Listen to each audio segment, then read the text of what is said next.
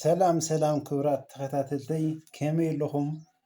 ሎማዓንቲ እውን ከም ዝፍለጥ ሓደ ንዓኹም ክጠቅም ይኽእል እዩ ዝብሎ ርእሲ ሒዘልኩም መፂአ ኣለኹ። ብፍላይ ድማ ንሰብ ሞያ ናይ ኤሌክትሪክ ዝኾንኩም ቴክኒሻናት ወይ ድማ ኢንስታሌሽን ትሰርሑ ከምኡ እውን ኣብ ገዛውትና ባዕልና ብቐሊሉ መጀር ንገብረሉ ወይ ድማ ንጥቀመሉ መሳርሒ እዩ ሒዘልኩም መፂአ ኣለኹ። እዚ መሳርሒ እንታይ እዩ? ዲጂታል ማልቲሜትር ወይ ድማ ያው ከም ትሪእዎ ኣለኹም ክላምፕ ሜትር ይበሃል። እዚ ፍልይ ዝበለ እዩ። ብዙሓት ዓይነት መልቲሜትር እዮም ዘለውና። ክላምፕ ሜትር ኣናሎግ ዝበሃል እውን ኣሎ፣ ዲጂታል እውን ዝበሃል ኣሎ ማለት እዩ። ስለዚ እዚኦም ብዙሕ ኣፈላላይ ኣለዎም ከክናይ ባዕሎም። ካብኡ ክንርኢ ከለና ዲጂታል ማልቲሜትር ክበሃል ከሎ ፊክስድ ናምበር ገይሩ ከርእየና ዝኽእል ወይ ድማ ቁፅሪ ኣብዚ ዲስፕሌይ ገይሩ ከርእየና ዝኽእል ማለት እዩ። ካሊእ ደግሞ ኣናሎግ መልቲሜትር ክንብሎ ንኽእል ድማ ስለዚ ብኣረው ማለት እዩ። ኣብዚ ኣረዋ ኣለዎ ሕድሕዱ ከም ናይ ሰዓት ቅርፂ ዘሎ ኣረው ገይሩ ከርእየና ዝኽእል ማለት እዩ።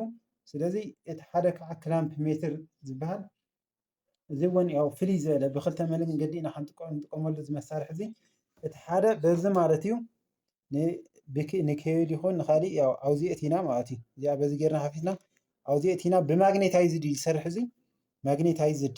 ስለዚ ማግኔት ኣለዎ ብማግኔት ገይሩ ይነግረና ማለት እዩ ዝሓልፍ ቮልቴጅ ይኹን ከረንት። ስለዚ ሎማዓንቲ ያው ሓደ ኣዳፕተር እኒአና ኣብዚ ኣብ ገዛውትና ዘሎ ቮልቴጅ ክንደይ ምዃኑ ኢና ከነንብብ ማለት እዩ። ፕላስ ማልቲሜትር እቲ ከረንት እውን ያው ከመይ ጌርና መጀር ንገብር ልብል ኢና ክንርኢ ማለት እዩ። ስለዚ ያው እዚኣ ትሪእዋ ዘለኹም ክላምፕ ሜትር ትበሃል። ከም ትሪእዋ ዘለኹም ክላምፕ ሜትር እያ። ኣብዚ ፅሑፍ ኣሎ ክላምፕ ሜትር ኤሲ ማለት እዩ። ስለዚ ኤሲ ክላምፕ ሜትር ማለት እዩ።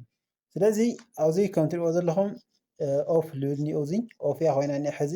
ስለዚ ካብዚ ናብዚ ተዘይሩ ከዓ ፋንክሽናሊቲ ማለት እዩ። ክሳብ እዚኣ 1000 ኣምፔር ኣብዚ ሽሕ ልብል እኒአ ናቲ ዘማክስያ ክሻው እያ ትዘውር ትኽእል ማለት እዩ። ስለዚ ሰሌክት ልብል እኒኦ እዚ መዘርኡ እዚ ከዓ ያው ዲስፕሌይ ዘንብበልና እዩ። ስለዚ ኣብዚ ክንኸይድ ከለና ናብዚኣ ተኸይድና እዚኣ ቪ ትብል እኒኣ እዚኣ ኣናሎግ ማለት እዩ። ስለዚ ኤሲ ዝኾነ ቮልቴጅ ክንዕቅን ከለና ቪኤሲ ዝብል እዚኣ ትኸውነላ ማለት እዩ። ካብኡ ቀፂልና ክንሓልፍ ከለና ቪላ እዚኣ ቮልቴጅ ማለት እዩ። ነጠብጣብና ብላዕሊ ከዓ ዝኾነ ሆሪዞንታል ላይን ዘላታ ከዓ እንታይ እያ ተመላኽተና? ዲሲ ቮልቴጅ ማለት እዩ። እዚ መብዛሕትኡ ግዜ ኣብ ባትሪ ወይ ድማ ኣብ ሶላር ክንዕቅን ከለና ንረኽቦ ማለት እዩ።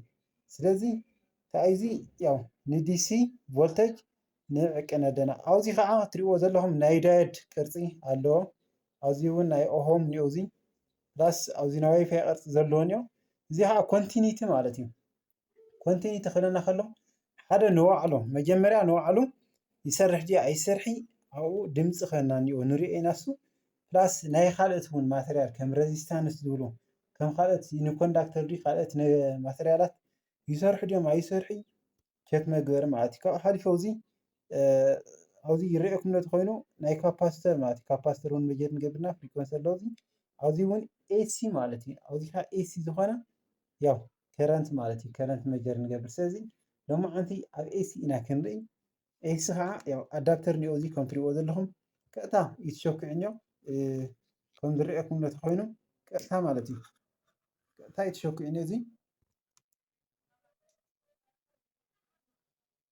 ካብኡ ኢና ሸኪዕና እኒኣ ቀጥታ ማለት እዩ። ስለዚ ቀጥታ ካብ 220 ካብ ኤልፓ ዝመፀ ፓወር እዩ ረኺቡ ዘሎ እና ያው ኣብዚ ኸ ሓቂና ትክክለኛ ይመፅእ ድዩ 220 እዩ ዝበሃል ኩሉ ግዜ ይመፅእ ድዩ ክሳብ 230 ይኸይድ ድዩ ቶለራንስ ስለ ዘለዎ። ስለዚ እቲ ቶለራንሱ ክሳብ 196 ና ክሳብ 240 10% ቶለራንስ ክንውስድ ከለና ያው ይውስኽን ይቕንስ እዩ ማለት እዩ። እና እዚኣ ክትሪእዋ ከለኹም መጀመርያ ከዚ ኦፍ እያ ዘላ ኣጠቓቕማ እንታይ እዩ ዝመስል ክንርኢ ከለና ኦፍ እያ። ስለዚ ላብዚ ከዝራ ከለኹ ኣብዚ ቁፅሪ መፂኡ እኒኦ መጀመርያ ዓጠያ ነይራ ጠፊኣ ኣላ ከፍት ከለኹ ንሆነ ቁፅሪ የንብሎ ማለት እዩ። ስለዚ ካብዚ ምስ ከድና እዚኣ ኮንቲኒቲ ኢለኩም እየ ፋንክሽናሊቲና እዚ ያው ቸክ ንገብር መጀመርያ ማለት እዩ። ስለዚ እዚኦም ክልቲኦም ተርሚናላት ኣለዎ እያ ትሕዝዎ ዝግበአኩም ኩሉ ግዜ ቀይሕ ኣብዚ ኣለና እዚ እውን ኣለና። ስለዚ ክንሪኣ ከለና ኣብዚ ክልተ ፒን ኣለዎ ክልተ ነዃላት ማለት እዩ። ኣብዚ እንታይ ኣሎ ቮልቴጅ ኦሆም ኣሎ ኮንቲኒቲ ማለት እዩ። እዚ እውን ያው ኣብዚ ካፓስተር ሄርትዝ ዝብል እኒኦ ማለት እዩ። ስለዚ እዚኦም እኒኦ ኣብዚ ከዓ ኮመን ዝብል እኒኦ ማለት እዩ ስለዚ ኮመን ዝብል ስለዚ ኮመን ንዝብል እዛ ኔጌቲቭ ኢና ነእትዋ እዚኣ ፀላም እዚኣ ማለት እዩ ስለዚ እዚኣ ላብኡ ነእትዋ እዚኣ ከዓ እታ ዘሪድዋን ፌዝ እዚ ማለት እዩ ፌዝ ተቐባሊ እዩ ስለዚ ናበይ ኣትሎ ናብታ እዛ ቀያሕ እዚኣ ማለት እዩ ስለዚ በዚ መንገዲ ኢና እዚኦም ነእትዎም ተገማጢናዮም ግን ያው ዘይከንበና ስለ ዝኽእል እዚኣ መልክዕና ነእቲ ማለት ስለዚ ፋንክሽናሊቲ ናዚ ኦን እዩ ዘሎ ኦልሬዲ ስማዕኩም ኮይኑ ድምፂ እኒኦ እዚአን ክልተን ጫፍ ማለት እዩ ክነራኸብ ከለና ድምፂ ማለት ክንሰዶ ከለና የለን ስለዚ እዚ ይኸውን ኣሎ ማለት እዩ እና ይሰርሕ እዩ እቲ ማልቲሜትር ይሰርሕ እዩ ከም ዝሰርሕ እዩ ዘርእየና ዘሎ ማለት እዩ እና ያው ንዓቅን እሺ ንዓቅን ክንብል ከለና እዚ ኣጋጣሚ ያው ስለዚ ያው ንዓቅና ሕጂ ከም ትሪእዎ ዘለኹም እዚአን ነእትወን ኢና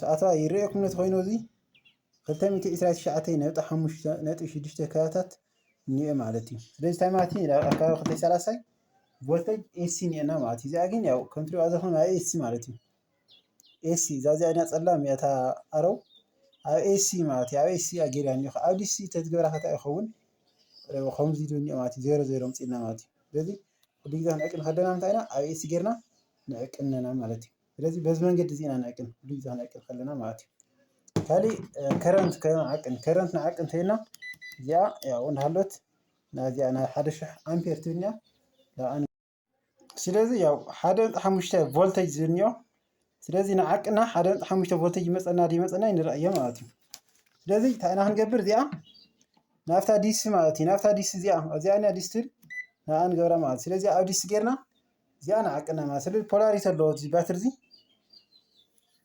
ኣብዚ ኔጌቲቭ ዝብል ቮልት እኒኦ ኣብዚ ከዓ ፖዘቲቭ ዝብል ፖላሪቲ እኒኦ ስለዚ ክንዕቅን ከለና እንታይ ኢና ንገብራ እዛ ቀያሕ እዚኣ ያው ምስዛ ፖዘቲቭ እዚኣ ከዓ ምስታ ኔጌቲቭ ጌርና ነቅምጠን ማለት እዩ ስለዚ እንታይ እዩ ክብል ይርአየኩም ነቲ ኮይኑ